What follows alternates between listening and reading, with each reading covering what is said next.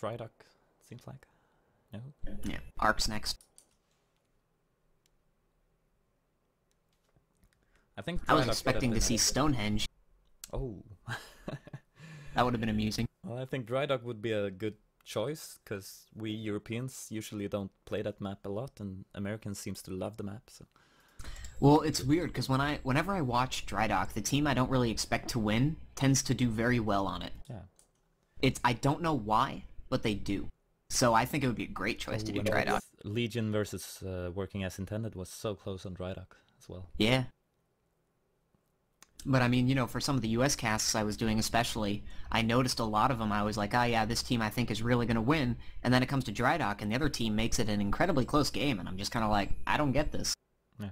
I mean, the only thing I can think of is because the map is so small, I mean, if you manage to get a grab, the chance of you capping it is a lot higher. But, I don't know, it doesn't make any sense. Alright, seems like this is it. I'll leave you... Yep. Well, you know, 30 seconds, start at 20. Not much to say this time. Thank you all you stream viewers, by the way, for viewing streams and stuff. It's very nice. Alright, we're gonna go ahead and get started here. Welcome back to another edition of the Autocast. I am bringing you guys Map 2 here between IDK and Mono-Esports for the semifinals of the ESL matchup. IDK took the first map 7-0 on Crossfire in somewhat of a blowout, and we have moved on here to Arx Novena. This is obviously Mono-Esports' last chance. This is a single elimination tournament, so if they lose here, they are out, and we will be seeing an all-European final. But as the game does get underway, we've had a couple of substitutions, so it's time for a roster rundown. On the Blood Eagle team, we have Mono-Esports with Mabel, Remix, Z Protoss, Bo Jingle Bells, Frost, Blitz, and Fire. And with only 6 players, the IDK team is on Diamond Sword with Crystalite, Top Secret, Shad, Creature, Impaler, Holmes, and their mysterious 7th person, who for some reason does not want to show up. But I will, of course, give him his props whenever he does show up. So, Arx compared to Crossfire, they're obviously very different styles of play. Crossfire really emphasizes the midfield play, because the cappers can't get that many great routes out, but Arx Novena is very, very different. It's all going to be about the stands and whether you can dominate the stands.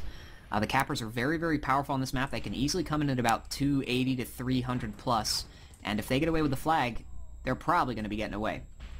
We see Holmes here about to prove my point, getting away with the first grab. He did get blocked a little bit, so he's only going 250. 700 health goes right through the aqueducts, preventing really any sniping going on. Remix is actually on his side of the map, is getting some snipes off, but it's not going to be enough. Oh, it is enough. He dies right before he gets the cap, and the flag drops. Crystalite's going to be able to pick it up. He's probably going to toss it off to Impaler here. Frost came in to try and do a little bit of distraction with the Infiltrator, but not quite enough. I got to go look at Remix over here, who's... okay, I can't target him for some reason, so sorry for you guys who are watching my camera. But yeah, Remix was actually hanging out over here, which is an interesting strategy. Top Secret not letting me talk, getting away with his own grab, nice continuation grab as always. They had the stand cleared, and he is getting away. 230 health. Remix does not have a line of sight anymore. He wisely moved a bit more to the side. There is some chain gun fire coming in there from Mabel, but it's just not going to happen. And there it is, a quick 2-0 for IDK. So, Remix being on that side means he's going to be able to snipe the whole map, but he's not going to be able to get easy back-to-front snipes. And once again, IDK not letting me talk. Holmes getting away all the way back to his base, 272 health, 210 speed, not great speed, but it's going to be enough here. Fire's coming in to try and take care of him, and Holmes suicides, I believe. But Tool does manage to pick it up, and he's going to get a 3-0 cap. I think this was a really bad map choice here for the Mono-Esports team. As we were discussing during the break, ping does make quite a big difference, and as I mentioned at the beginning of the map, this is really all about stand domination. As we've watched the first couple caps, the guys have just really, when they get off the stand and they have decent speed, you're really not catching up to them. It's all about your sniper, and whether you can get an E-grab in time, or, you know, just prevent the capper from grabbing the flag in the first place, and they're losing the duels at their stand.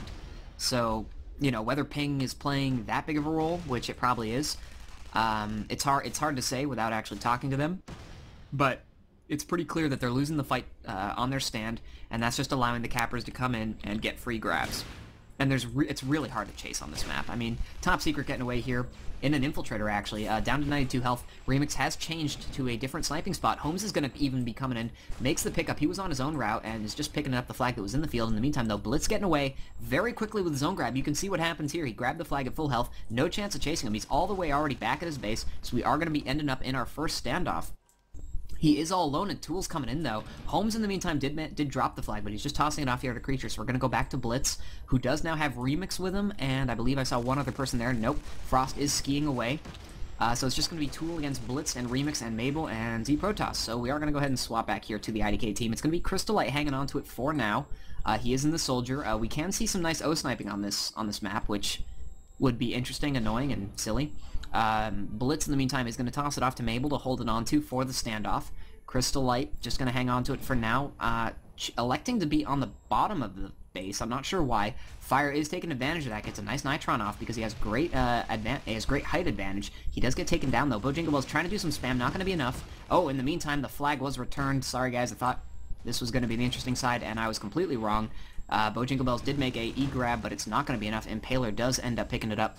Shaz, I hope you were watching that. I got that. What happened? They just kind of swarmed them from everywhere and killed them off. Insightful analysis as always. Thank you very much. Top Secret getting away with a grab there. Now in a Soldier, actually, electing not to go with the Infiltrator. He does take a snipe there from Remix, down to 720 health. Remix does have a couple more shots on him now, but he's just going to toss it off here to Crystal Light and Suicide, which is a very interesting strategy. Fire's coming in to try and do something, but not good enough. He's going to miss the midair. We are going to have the quick 5-0 cap for Crystal Light. Holmes getting out with the next cap, but he's down to 37 health. One sniper fire shot will finish him off here. Remix does... What an amazing shot that was. Wow, right between the aqueducts. Just nails him right between the eyes, too. Tool is going to be able to get the pickup from the field. Those Z-Protoss, Frost, and Fire all coming in trying to swarm him down. Crystal Light and Holmes doing their best to take down those chasers. And there we go, a great Nitron from Frost. We all saw that one coming, but he does get mowed down, and this is just going to be picked up again by Tool. So Holmes is going to be the one ending up picking it up because he is in the Pathfinder. Blitz coming flying in from the back is going to be able to grab the flag. He's down to 200 health. A one sniper shot will finish him off probably. And there we go. Shad with the nice snipe, preventing anything from happening. In the meantime, the Mono-Esports flag was just dropped in the field. Fire with the return possibly. There we go. A great reaction there from the Mono-Esports defense. Not giving up on that flag stand at all and just going after it. And they eventually did manage to catch them in a bad matchup. And they just swarmed them, took them out. And with like 3 to 4 people there, they were able to get the easy return. Blitz in the meantime, though, is taking some heavy fire, and Top Secret's actually right next to him. Is maybe going to be able to get this return. He is going to land right next to it. No. Mabel picks it up instead. Some Murph spam coming out from Top Secret and Anger now. Crystal Light coming in here to try and get it. Nitron barely missing. Mabel is trying to go into his base there for a second. Is trying to chuck it off. Gets a nice chuck off there to Blitz. Ping not affecting him on that one, and Blitz gets the cap. Great play there from the Mono-Esports, getting them their first cap of this series. Holmes there with a front to back. A little bit of a late attempt at a knee grab, but, you know, it's always worth a try. Remix does have a beat on him, though. He does chuck it off very nicely to Creature, who is coming the other way. What a brilliant play. The defense has no chance of catching up to him now. 543 health, this is all going to be on the sniper, and the sniper is just simply not able to do quite enough work. Z-Protoss and Bojinglebells are waiting for him, but neither of them has the Nitron, and the chain gun fire is not enough. Fantastic play there from IDK with that flag toss. That is exactly why they were doing it, making me look silly like that. Good job to them. That was an amazing pass. Love seeing that. It's very good teamwork and very good play. USA chance coming out here. I think they have the teams mixed up because USA is certainly having problems. You can see at this point it sort of looks like Mono-Esports is just sort of checking the game a little bit. They've realized that they just can't really beat IDK on their home turf. And it looks like IDK is probably just going to be able to take this fairly easily. I mean, there's 18 minutes left. It's only been 7 minutes and 6 caps have happened in that time, so it's just a matter of time before they do it. Blitz there getting taken out. Frost and Bojinglebells dominating the stand very nicely, but no one's really going for the cap. Creature, in the meantime, though, getting out with the cap. This is going to be probably the end cap. Frost is going to go for the E-grab here, but I don't know if it's going to be enough. He punts it off instead of going further, as the Shrike probably would have taken him out if he tried to go too much further. Creature, does get mowed down very quickly. Fire coming and trying to get the return, but does not manage to. Tool is going to be the one picking it up. In that Soldier, their flag is down in the field. This is going to be the final cap. They're not really even... Well, they're sending people now, but it's not going to do anything. There we go. 7-1 is your final score in an unbelievably fast Arx Novena map, giving IDK the 2-0 series victory, propelling them to the finals, where they will face either Heartbreakers or Working as Intended, which will, of course, be brought to you on Tuesday. Wednesday. And should... on Wednesday. That's exactly what I said. Yes. But yeah, that was a very quick game. Ping was clearly the thing there. IDK just dominated the flag stand, and it wasn't even fair. Their cappers get it, they get out, no problems. And it's all about the flag stand. And if you can't win your duels, which you can't do with high ping, you can't hold your flag stand. So that's what we saw there. Ping does make a difference, people. Gonna love to see these teams in a LAN environment if when that ever happens. Because then it'll be a much bigger test. But once, you know, that shouldn't take anything away from IDK. They saw their advantage and they took, you know, they really took it. And 7-0 and 7-1. You can't get much more dominating than that. So for all of you local recording watching people, thank you as always for watching. Please leave your comments in the YouTube section below if you have any, which you really shouldn't for that last game because nothing happened, other than a very quick 7-1 victory. Great night, everyone. Yeah. Wow. That was fast. Really fast. I didn't really expect that. Yeah. Well, They just, like when IDK gets this good running in, they just we kind of played versus this as well. They got like 3 caps in 1.5 minutes to us, and then when the machine starts working, they just get cap after cap after cap. yeah, well, because in that game especially, their cappers were just continuously running routes. So the defenders, they managed to get the return, but you know the flag's back there, and their next capper's already on the way, and somehow it just happens to just time all perfectly correctly, and that was fairly ridiculous. It was.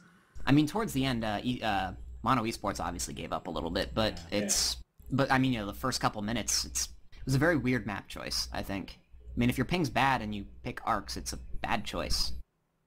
I just don't see how you're going to be able to do anything on Arx when you can't win a duel. Yeah, that's true.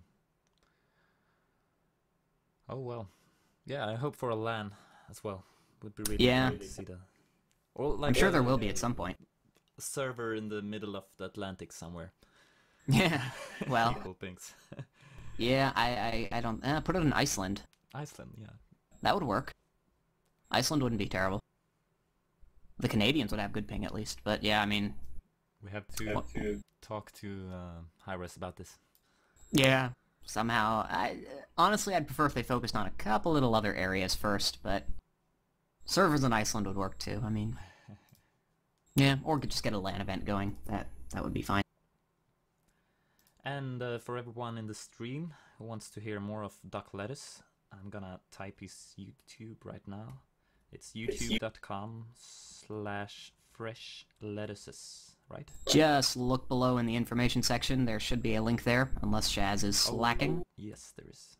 And now it's also in the chat. Oh, there you go. Whew. Yeah, that would be... Very interesting match. Thanks everyone in the stream for bearing with us. It's our first time casting together, so if we were a little out of sync, blame Shaz. Yeah, I hope you guys all enjoyed it. It was a lot faster than I expected, but at least Crossfire was fairly intense. Arx was a bit of a letdown. But there are certainly many, many, many more intense games, and all the Heartbreakers games are casted now by myself and occasionally by my brother.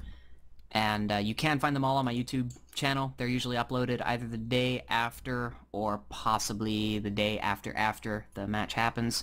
I would have them up instantly, but my internet sucks. So, you know, not much I can do. Yeah, and also check out my YouTube, youtube.com/chesstribes. I got first-person VODs and some casts. I'm gonna upload this one as well with some cast by some team members from Heartbreakers. So check that out. Yep, so thanks again, everyone. I hope you guys had fun. At least some fun. And I hope the camera work wasn't too shoddy. It was awesome.